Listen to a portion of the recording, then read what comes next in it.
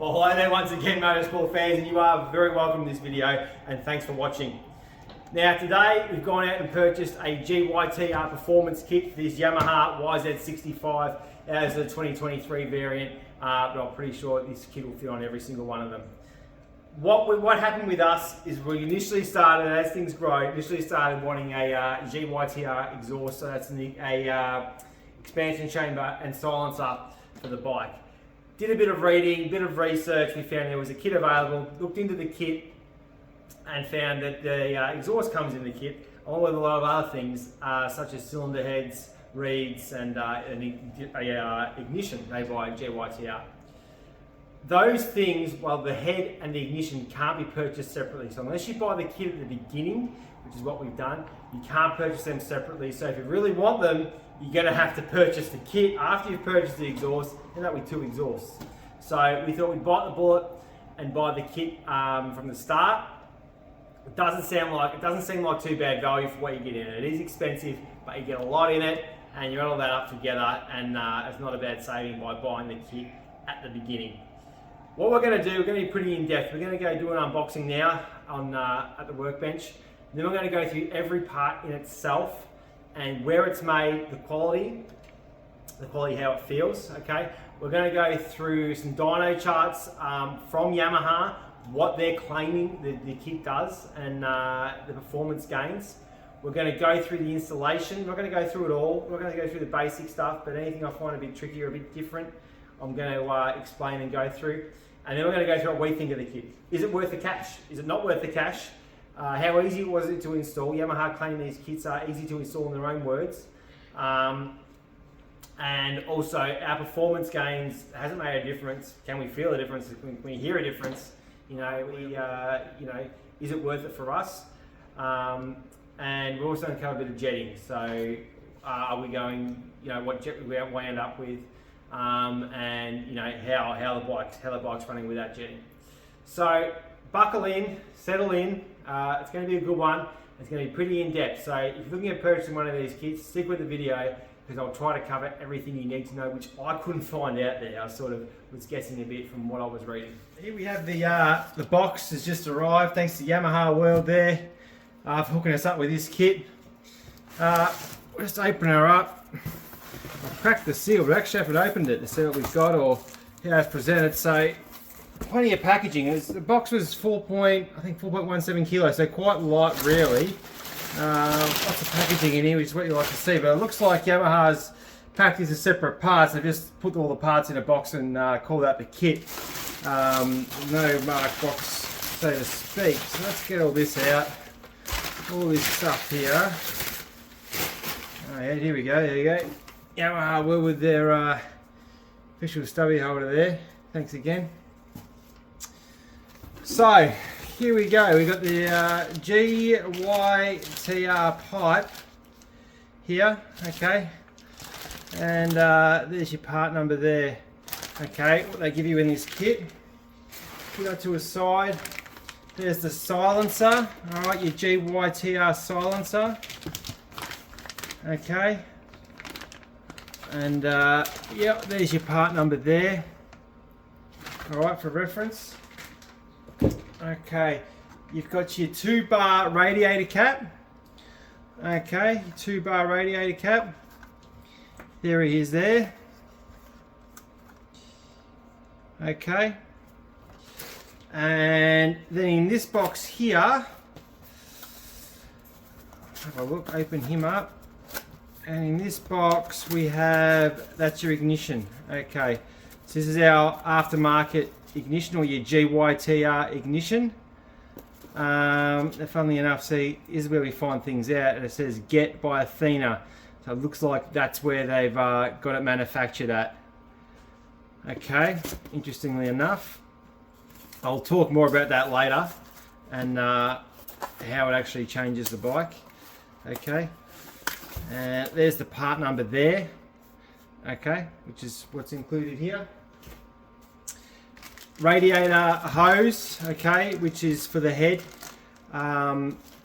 So that's because the head, the coolant or the radiator hose inlet is at a different point.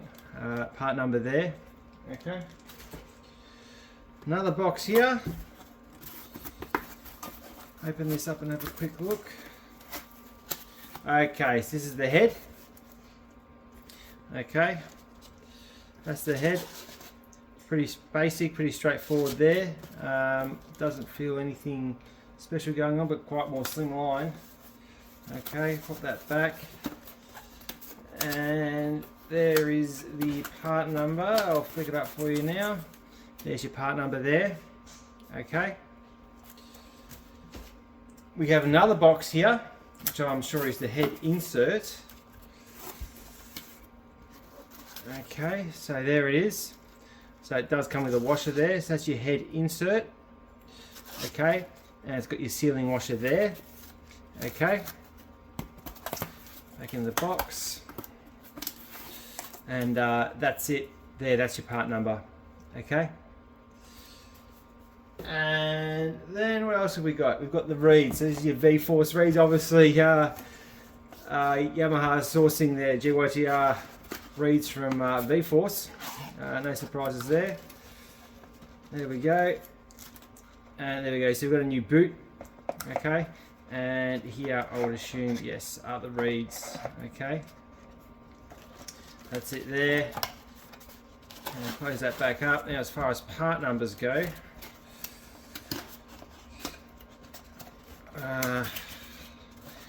there we go. No, they have got their own part number on it. So there you go. BR8-V-Force-KT. There you go. Okay, now whether these are exactly the same as your aftermarket V-Force reeds you can get for these bikes or not, we'll have to look into. Okay. Now, I've got two jets here. These aren't a part of the kit. I've ordered a 145 and 149 main jets. Sorry, 145 and 148 main jet. For the car when we put this kit on, but we'll see what these don't come in the kit at all. Okay, so there's what I've ordered separately. We have a sticker kit here. Don't know if they were supposed to come in the kit or not. I didn't see that on the list, so these could have been thrown in extra by Yamaha. Have a look, that's the part number there.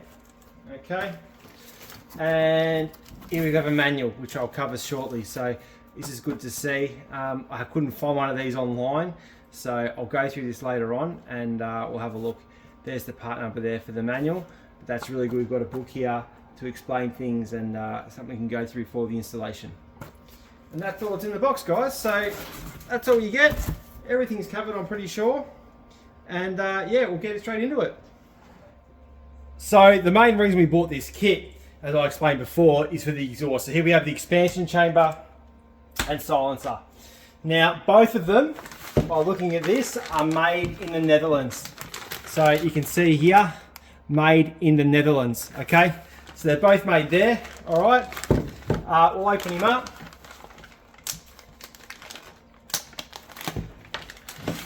And it looks like we are double bagged here.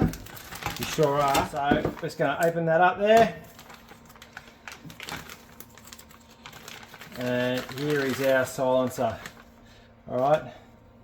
What you would expect. I've seen a lot of these around at the tracks. So good finish. Riveted ends. Okay. So when you do repack, we're going to make sure we have the correct rivets.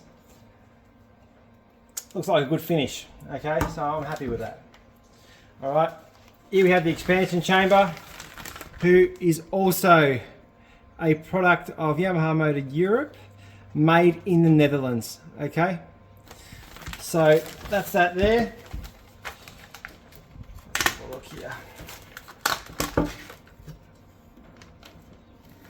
So these have what they call a raw finish. So they do get marked up a bit. Okay, so there's the pipe. All right, some decent welds there. These welds look all right. Like machined along there. Okay, these ones here could be hand done. And you got the brace there. Oh, sorry, the bracket there. Okay. So yeah, definitely a raw finish, but what we expect. I knew what I was buying here. There's no surprises. I've seen a lot of these around lot of these are tracks. So as far as a more in-depth look at the rest of the gear, I'm just going to go through things a bit closer. So this is the replacement radiator hose, because the head inlet is a different point. Okay, so I'm not going to take it out of the pack right now. Actually, I can take it out of the pack. Just like that. But yeah, it's your standard hose. I'd say it's a bit thicker. This system does run a bit more pressure, but very rubbery, very silicon. Yeah, and obviously very made in Italy, very Italian. So yeah, really, I haven't got much to say about a radiator hose, but it does feel like a upgrade to the black hoses that come stock. But they've only given us this one piece, obviously due to the different point for the inlet on the head.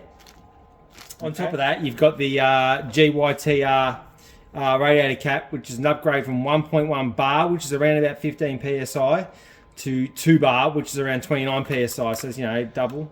Basically a standard cap. There's not much to really talk about with this. It's upgrading the pressure. So you know what?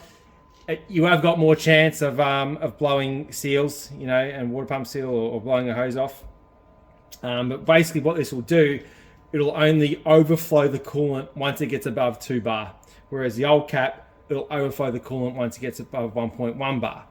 Okay, so obviously these burners are going to run hotter because they're higher performance. Okay, so 2 bar radiator cap, which needs to be installed with the kit.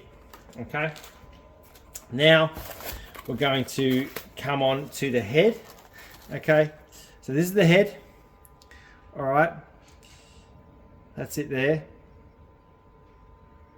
Quite straightforward. Okay, obviously you can see we have no thread for the spark plug there, and that's because you also get this insert. Now most of these aftermarket heads run this system with the insert. Okay, so the insert will go in like this. Okay, with this O-ring.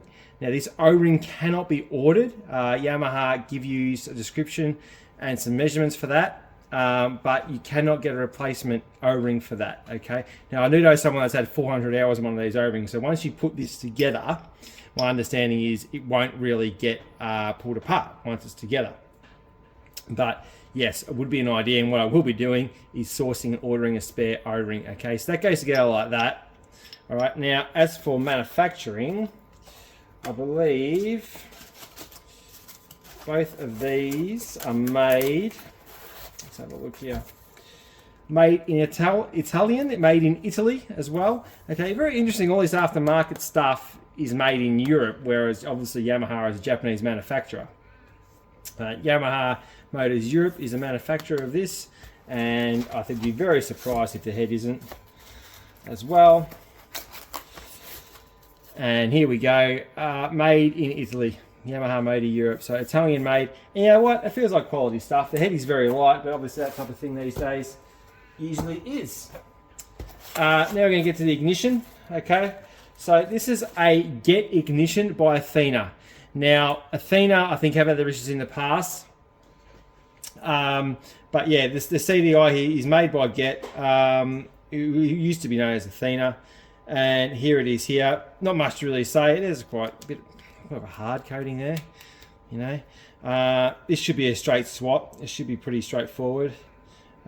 Yes, that's the ignition. And as far as manufacturing goes, made in Italy. So Yamaha Motor Europe. So the main 3 components, apart from the exhaust, are made in Italy, which is interesting, with the exhaust being made in Netherlands. So, you know, the European guys are sort of taking over in this section the Japanese market, which is quite interesting. So last but not least, we've got the reeds, the V-Force reeds, which are definitely not GYTR. They're made by V-Force. Then Yamaha's put their part number on it, but definitely by V-Force. In here we've got a gasket. This is what you'd expect from V-Force, very popular brand as far as reeds go. They've been around for as long as I know. Then you've got the boot, reed block itself. Open this up, and what do we got? You have some spare bolts. So these are the 4 bolts, and then Yamaha part number there. Okay, but that's interesting actually, because yeah, I would assume if you were to buy this not from Yamaha, if you were to buy the normal kit, you wouldn't get those bolts, which is interesting. But yeah, so they feel pretty good. No real dramas with them. I didn't think it would be. A lot of guys at the track, as with the exhausts, are running these, so they've been around a long time. And this one is also very Italian, made in Italy. So that's majority, as I said before, for the parts made in Italy, apart from the exhaust, which is Netherlands. So now, just what I want to show you here is something you may be wondering: does the GYTR exhaust bolt straight onto the stock expansion chamber? Okay, and the answer is yes, it does. So I've just bolted the GYTR exhaust on. It's taken about under 10 minutes to bolt that on, and that's currently bolted straight on to the stocker. Okay, so that's more information some of you may want. Yes, you can run the GYTR silencer on the stock expansion chamber. So I've just bolted on the full exhaust, the expansion chamber, and the silencer here, and I must say this was like a under 15-minute job, and it bolted itself on, pretty much put itself on, everything lined up. Obviously you've got the springs, and you've got the little mount down here, that one there, and this here, and that there. But yeah, take the seat off, take the side plate off, and that's it. It pretty much put itself on. Like, I've had aftermarket pipes in the past, and you've had to fight with them to get them on, but this fantastic fit. Impressed so far. So with the reeds, V4s give you some longer bolts to mount, which are your 4 mounting bolts. Just go 1, 2, 3, 4. That's because the reed block is actually thicker there than the stocker and the air boot, the rear boot that comes with it. So you're replacing these shorter stock ones with these longer ones. They supply you 4. Here's the kit fully installed, apart from obviously the exhaust on the other side there. So you've got the V-Force 3, which comes with the longer bolts here. So remember, you've got the 1, 2, 3, 4 longer bolts. Okay, I've redone the jetting. Okay, I've put a larger main jet in the carby. The head here, I've got in. Got the head bolts. It makes it quite clear in the manual to torque them to 12 Newton meters in a crisscross fashion, which is exactly the same as the stock head, but it does reiterate that, so I'm assuming it's quite important. I've got the blue hose here, okay, that's how I've ran it. Doesn't look perfect, but I think it's okay. I went through a lot of different scenarios, ran on the other side of the clutch cable there, on the other side, and tried that. Didn't really work well, so I think that's how we're going to stick with it. There is a bit of pressure on it there. Like in a perfect world, you'd come up, go across, and come up just like the stocker goes. You know, you'd come up sort of like that. But no, obviously that's how they've done it. So that's it. So that's all good. And then obviously got the ignition at the front there, which was straightforward. The head went on pretty easy. Needed a bit of a tap with a rubber mallet with the pins to go in. But apart from that, it was all pretty straightforward. The V-Force 3, the reeds going on was very straightforward. I ended up taking the whole subframe off to get the carb right out so I could rejet and put the V-Force 3. You know, it might take an extra 5 or 10 minutes, but I think in general it makes it actually a bit quicker, not having anything in your way there. And we've also got the GYTR 2.0 radiator cap here, which is quite a bit harder to get on than the 1.1. So, it's been about 3 weeks. We've had 4 or 5 engine hours on this. We've had 2 race meets, and yeah, the answer is, for the money, yes, we do think it's a good deal, and yes, there are performance gains, yes, it does sound good, and yes, go ahead and do it. Few things to cover. First thing is, make sure you do a top end rebuild when you put these on. This is for 2 reasons. Obviously, you want a fresh motor, fresh piston rings when you put the kit on. Second thing is, there's parts in that kit that you're going to need to install this. So the GYTR kit does not come with 2 new O-rings for the exhaust where it enters the cylinder. It does not come with the 2 head O-rings, which you will need. And it does not come with the 5 new copper crush washers, which you will also need. So, as far as jetting is concerned, I initially and still have installed the largest main jet Yamaha supplies, which is a 148. So we've gone from a 142 stocker, skipped the 145 and gone straight to a 148. Needle clip position is stock, needle is stock, pilot jet is stock. Getting more about that in a minute. So, performance-wise, initially we took it just at home in the paddock around here. And yeah, Lockie was pretty happy, as you can see down here. Oh, so much better. Quicker? Yeah. So is the power changed, the power curve? Like, does it come on earlier or later? Or It comes on heaps earlier. heaps earlier? Amazing. Amazing? Yeah. So yeah, the bike was running sweet, sounded crisp. So that weekend we took it to a test track, and I sent him out at 15 minutes, told him to give it a good go, 15 minutes, and you know, it still sounded awesome.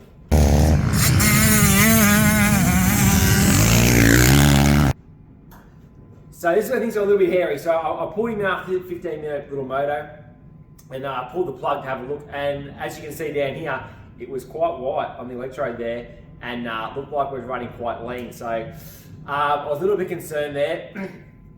I didn't jump the gun. The air screw I had, so I never touched the air screw. The air screw I had initially when the bike was a stock, I had a 1 3/4 turn out, quite far out. So I wound it all in and went to half a turn. Sent it out another 15 minutes, and yeah, it looked like, it come back like this, so it looked like it was pretty good, if not a bit rich. So now I've cranked him out to 1 full turn out, and I'm sort of playing with that at the moment, going from 1 full turn. I'm going to keep winding it out because I feel like it is a bit rich in the lower revs because I've got the air screw all the way in. So I'm going to keep winding that out until it becomes too lean, like when it was at 1 3/4. In saying all that, talking to friends, talking to people, talking to experts about these kits and these bikes, is you really want to get a dyno if you want to get the most out of it. So I think our next step will be going to a proper engine tuner with a dyno, throw it on a dyno, and give them full rein or full ability to jet the bike on the dyno and get it running spot on. Before I marked, yes, I'm aware that my brand new exhaust here is quite stained. Like I said, I've only had 4 or 5 hours on it, but being a raw metal, they do stain very easily. And once I've finished completing this up and uploading this video, my next job will be to polish that back up, just like new. So in conclusion, basically, yes, the kits are worth the money. Yes, they're easy to install. Yes, they do sound good compared to the stockers. And yes, you are getting value for your money. I think they do good performance. I'm going to show you a couple of dyno charts the Yamaha have released to show you the difference there, what they're claiming.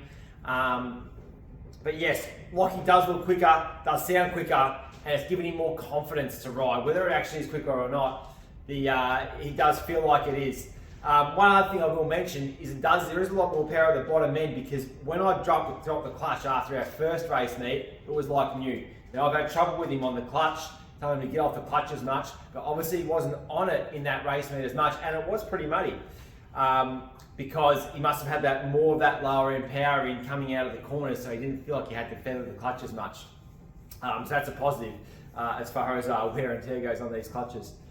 Anyway, I'm going to show you now some dyno charts, and then I'm going to run through the manual that comes with the bike in case you want to have a look at that. But if not, feel free to switch off now.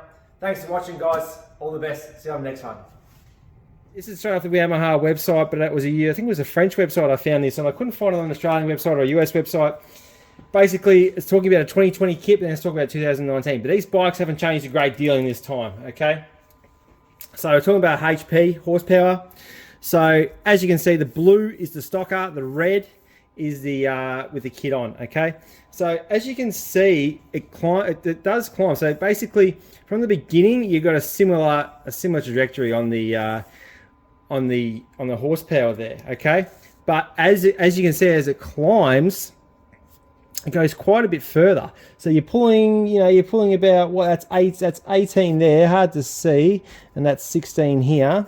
So you're looking at about 17 and a half horsepower. It's called 17.5 HP, whereas the other one would be about 4.5. So you're getting at about 3 horsepower gain.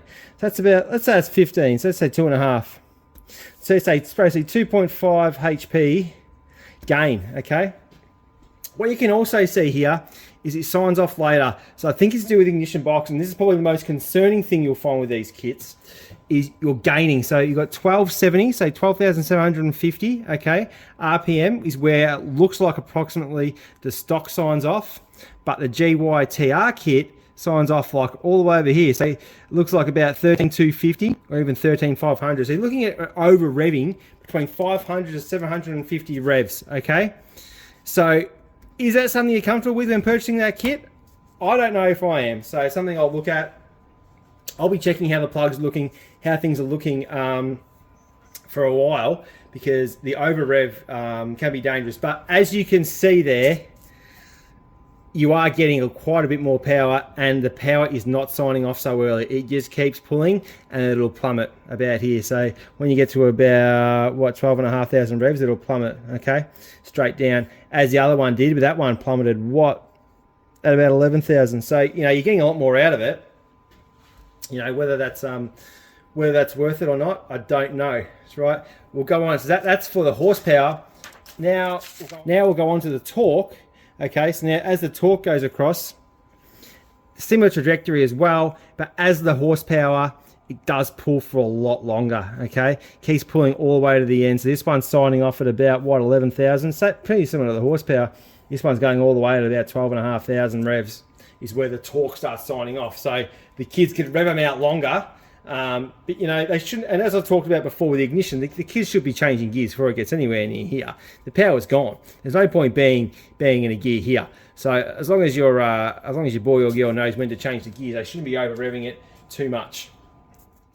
And finally, I'm going to run through the manual that comes with the GYTR Performance Kit.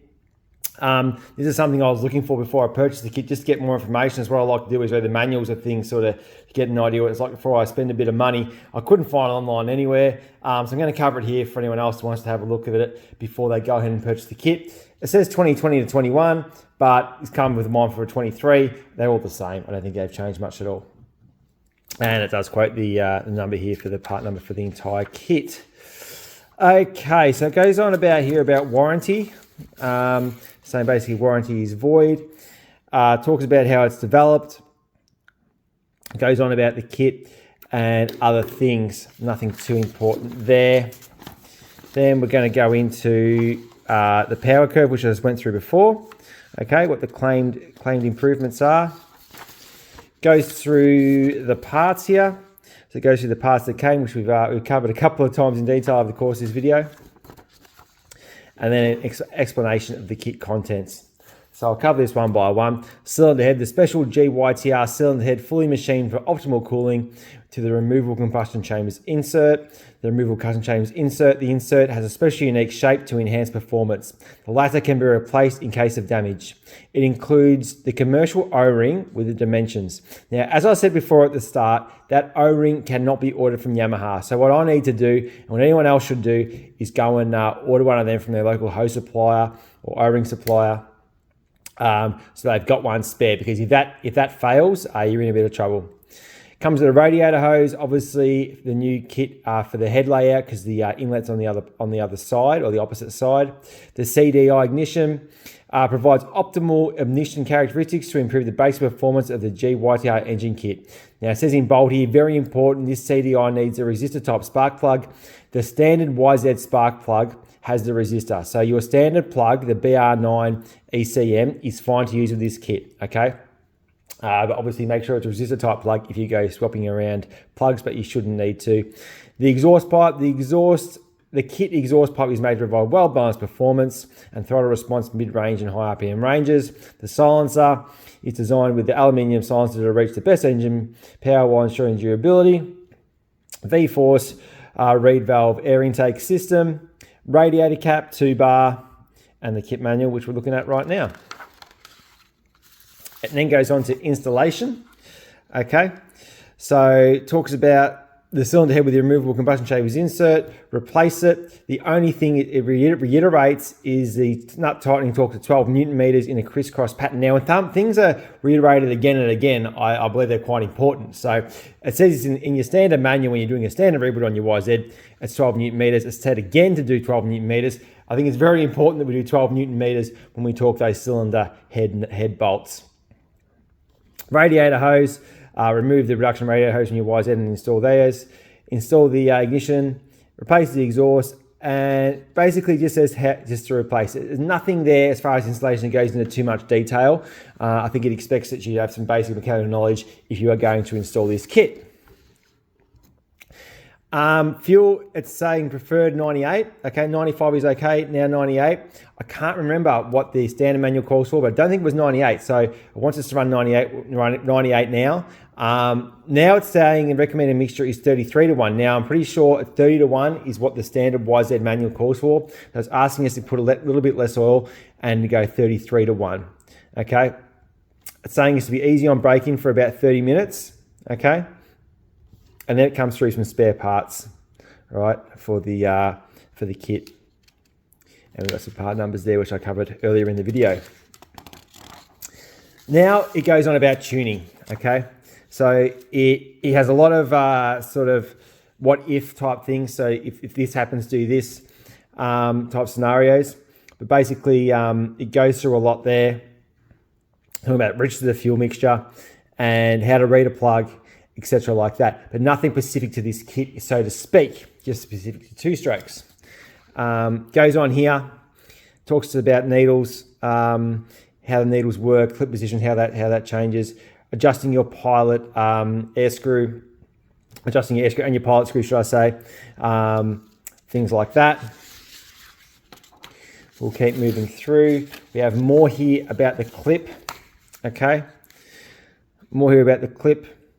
Got a disassembly or a parts manual, or assembly manual, should I say, or assembly diagram for the carburetor there. And we'll keep going through. Then you've got symptoms of bad jetting, changing the heat range of spark plugs. Now it just says there, only change the heat range of spark plug if you go up by 30 points on the main. So basically you shouldn't have to change the spark plug at all by what it's saying there. You're not going to go up 30, you're not going to go up 30 sizes on the main jet. No way. I've gone up, 6, right? So you're not going to go up 30. And then on the back here, it has a few other symptoms, but what it does have, which is a little bit good information we need, is calling for different needles. Okay, so lean mixture. If you want to change, go to that needle there, the NWHG. Rich mixture, go to the NAPH. Or if 1/4 to 1/3 of throttle, lack of breathing, go to the NWHG. So there's a few things there that actually quite specific to this kit that could be quite good of use to use out of the manual. In saying that, I think if you were to take it to an engine specialist, they wouldn't even look at what the Yamaha make as far as carburetor gear. They go straight to Koenigsegg and get their gear and what they think will work best. But that's the manual, guys. It's good to know what's in there. Maybe might give you a bit more information about your decision as to buying the kit. And yeah, thanks for sticking with it. I'll see you in the next one. Thanks again, guys. Bye.